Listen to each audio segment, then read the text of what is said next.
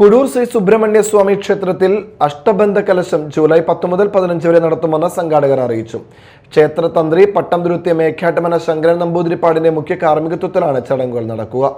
ക്ഷേത്ര പുനരുദ്ധാരണവും ചൈതന്യ വർധനവുമായി ബന്ധപ്പെട്ട വിശേഷാൽ കർമ്മങ്ങളാണ് കലശ ചടങ്ങുകളുടെ ഭാഗമായി നടക്കുന്നത്. അഷ്ടബന്ധ കലശം അത്യന്തം സങ്കീർണവും ചെലവേറിയതുമായ ചടങ്ങായതിനാൽ എല്ലാ ഭക്തരുടെയും സാമ്പത്തിക സഹകരണവും പിന്തുണയും സംഘാടകർ അഭ്യർത്ഥിച്ചു.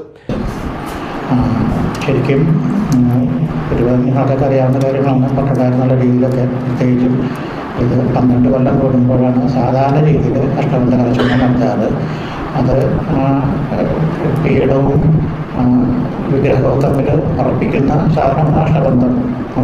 അത് അപ്പോൾ അതിനേക്കാൾ വലുത് വരുന്നത് ഈ ക്ഷേത്ര ജീവനക്കാരുടെയും നാട്ടുകാരുടെയും ഭരണാധികാരികളുടെയും കുറവ് കൊണ്ട് ക്ഷേത്രത്തിൻ്റെ വിഗ്രഹത്തിന് ചൈതന്യ ശോഷണം ആക്കാം എന്നുള്ളതുകൊണ്ട് അത് പുനഃസ്ഥാപിക്കാനായിട്ട് അഷ്ടഭാഷണം തടയാനായി ആണ് സാധാരണ രീതിയിൽ അഷ്ടബന്ധ കലശമൊക്കെ നടത്താറുള്ളത്.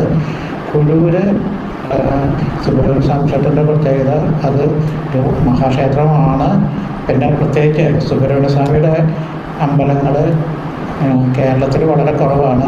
മഹാക്ഷേത്രം എന്നുള്ള രീതിയിൽ വളരെ കുറവാണ്.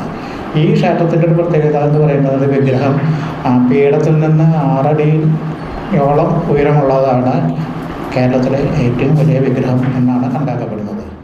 പത്രസമ്മേളനത്തിൽ president professor Unnikrishna Menon, secretary Asha Madhu, general convener Vijesh Marar, Devaswom officer Jayakrishnan എന്നിവർ പങ്കെടുത്തു.